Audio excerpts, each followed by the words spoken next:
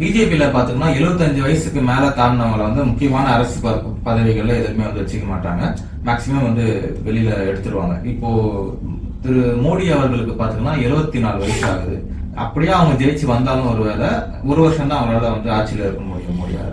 அதுக்கப்புறம் அமித்ஷா தான் வந்து பிஎம்ஆ இருப்பாருன்ற மாதிரி ஒரு பேச்சு போயிட்டு இருக்கு. அது நீங்க எப்படி பாக்குறீங்க? அவங்க கட்சியில வந்து அது ஒரு எழுதப்படாத ஒரு சட்டம். 75 வயசு ஆகி இப்ப பாத்தீங்கன்னா அத்வானி வந்து பிரதமருடைய வேட்பாளராக தான் இருந்தார். அவர் துணை பிரதமராக இருந்தவர்.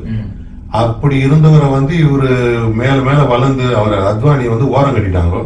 முரளி மனோகர் ஜோஷி இருந்தாரு, அவரும் ஓரம் கட்டப்பட்டாரு. ஏன் அவங்களாம் நல்லா ஃபீல்ட் ஒர்க் பண்ணலையா? மோடி மட்டும்தான் சிறந்த அலுவலர் இன்னைக்கு பண்ணிட்டு இருக்காரா பிரதமராக இருந்து? அத்வானி கூட தான் இருந்தாரு, வாஜ்பாய் கூட தான் பண்ணாரு. இவங்க எல்லாம் ஓரம் கட்டிட்டு 75 வயசு ஆனதுக்கு அப்புறம் இவர் என்ன சொல்றாருன்னா, இதுல இன்னொன்னு என்னன்னா நம்ம அமித்ஷாவை சொல்றாரு. அமித்ஷா வந்து எடுத்துட்டு வருவாங்கன்ற மாதிரி பரவாயில்ல சொல்றாங்க. ரெண்டு பேருமே ஒண்ணுதான், இருகுழல் துப்பாக்கி தான் ரெண்டுமே. இவர் எப்படி சீரழிச்சாரோ கிளீன் இந்தியான்னு எல்லாரையும் நாசம் பண்ணாரோ, அவர் வந்தாலும் ஒண்ணும் மாற்றம் இருக்காது, அதே அழிவுதான்.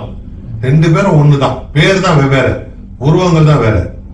புரியுதுங்களா? மற்றபடி அமைப்பு, அவங்களுடைய மனநிலை, குணாதிசயம் எல்லாமே ஒண்ணுதான். நாட்டை எப்படி சீரழிச்சு பார்க்கணுன்றதுல ரெண்டு பேர் ஒரே வழியில இருக்காங்க. இதுல வந்து ஆர்எஸ்எஸ் அவங்களுக்கு வந்து துணை போவாது, கட்டாயம் போவாது. மோடி வந்து அதுல இருந்து விலக்கிறதுக்கான வழிவகை ஆர்எஸ்எஸ் செய்யும். இவர் ஆர்எஸ்எஸ் மீறி தான் இந்த செயல்பாடுகளை செய்திருக்கிறார். உங்களுக்கு தெரியும், தமிழ்நாடு ஜனதா கட்சியினுடைய பாரதிய ஜனதா கட்சியினுடைய தலைவரா சென்னா கிருஷ்ணமூர்த்தின்னு இருந்தார். அதுக்கப்புறம் சிபி ராதாகிருஷ்ணன், அப்படி ஒவ்வொருத்தர் பொன்ராதாகிருஷ்ணன் எல்லாரும் வந்தாங்க. எல்லாருமே ஓரம் கட்டப்பட்டாங்க. இன்னைக்கு ஒருத்தர் வானத்துல இருந்து குச்சி ஒருத்தர் வந்திருக்காரு. வானத்துல இருந்து நேர கூவத்துல குச்சி நீச்சல் அடிச்சு வந்து இன்னைக்கு நான் தான் தமிழ்நாடு பாஜகவை தாங்கி பிடிக்கிறேன். ஏற்கனவே ஒரு அம்மையார் சொன்னாங்க, தாமரை மலர்ந்தே தீரும், தாமரை மலர்ந்தே தீரும்.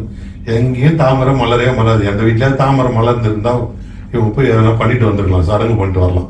மற்றபடி தாமரை மலர்றதுக்கு வாய்ப்பே கிடையாது. தாமரை தண்டு இருக்கிற நீரை உறிஞ்சி எடுத்துரும்.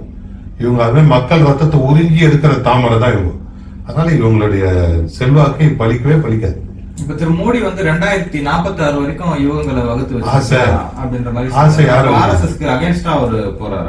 ஆமா, அவர் கணக்கு லாங் டேர்ம் போட்டுக்கிறாரு. 2046 என்ன டிஸ்டர்ப் பண்ணாதீங்க, நான் தான் பண ஆசை பதவி ஆசை அவரை விட்டு இன்னும் விலகல.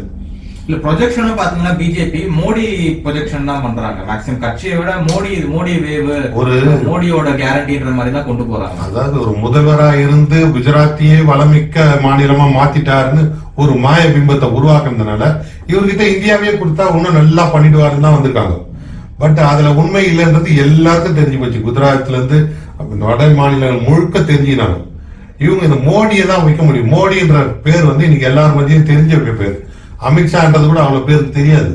இந்த நெட்டா போல்டுன்னு 2-3 பேர்லாம் இருக்காங்க, அவங்க எல்லாம் யாருக்கும் தெரியாது. இவரை வச்சு பண்ணிட்டு இவர் எடுக்கிற முடிவுக்கு தான் எல்லாரும் கட்டு பண்ணன்ற மாதிரி வருவாரு. ஆதிக்க செல்வாக்குல இவர் ஆடுறாரு. அந்த ஆணவம் கொஞ்ச நாள்ல முடிஞ்சிடும்.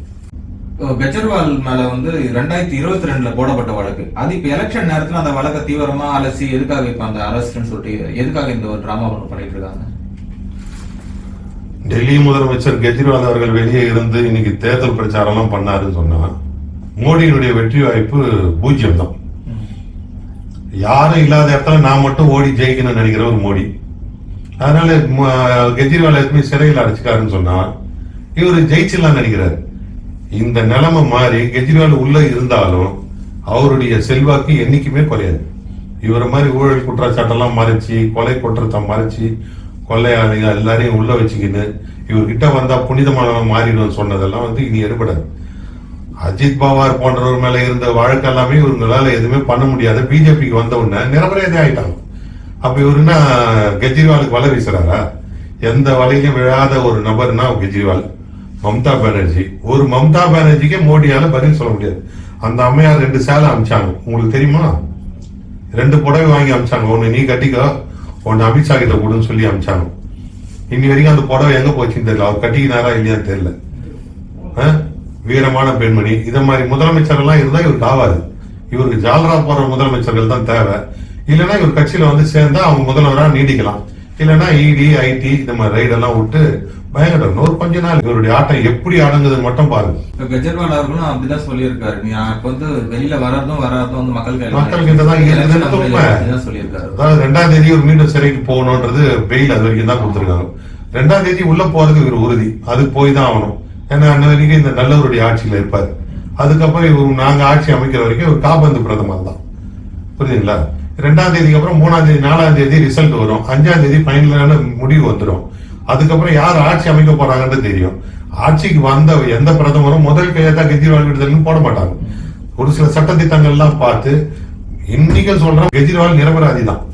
இவரு பழி வாங்குறாரு. இவருடைய பழி வாங்குறதெல்லாம் ஆளாவரவங்க நிறைய பேர் எதிர்கட்சியில இருக்கிறாங்க. அவ்வளவுதான். இப்போ தமிழ்நாடு காங்கிரஸ் உடைய செயல்பாடுலாம் எந்த மாதிரி இருக்கு? தலைவர் திரு செல்வ பெருந்தகையோடைய செயல்பாடுகள் அதை பத்தி உங்களுடைய கருத்துக்கள் சொல்லுங்க. இளமை துடிப்பு மிக்கவர், பேராண்மை மிக்கவர், செயல்பாடுகள் எந்த குறையும் இருக்காது.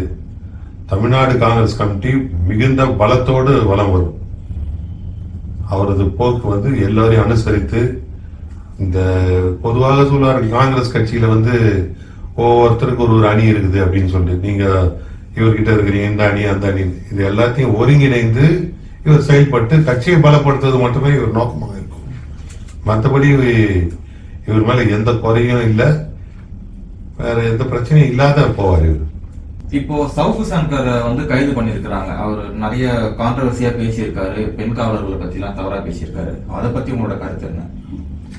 வாய் புளிச்சதோ மாங்காய் புளிச்சதோன்னு வாய்க்கு வந்ததெல்லாம் பேசக்கூடாது.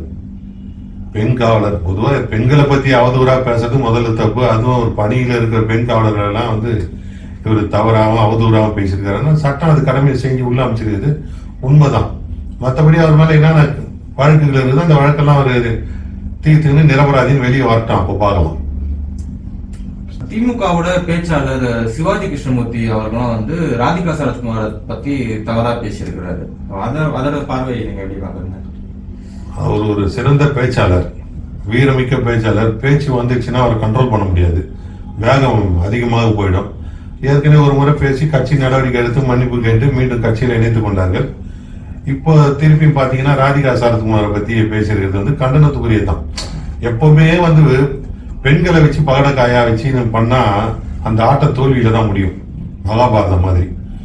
இவரு பெண்களையே ஏத்துக்கிறாரு, சவுக்கு சங்கர் பெண்களை தூக்கின்னு பேசுறாரு. இது வந்து கண்டிக்கத்தக்க விஷயம் தான். கட்சி அவங்க கட்சி வந்து அதுக்கு நடவடிக்கை எடுப்பாங்க, கட்டாயம் எடுப்பாங்க. அதெல்லாம் மாற்றம்லாம் கிடையாது, எடுப்பாங்க. அப்படி இல்லைன்னா அவரை கூப்பிட்டு வான் பண்ணுவோம். இனிமேல் அந்த தவறு செய்யாத இருப்பாரு, அவ்வளவுதான். நல்ல பேச்சாளர். சரி சார், இதுவரை என் கூட இணைஞ்சு கேட்ட கேள்வி எல்லாத்துக்கும் நீங்க பதில் சொன்னதுக்கு ரொம்ப நன்றி.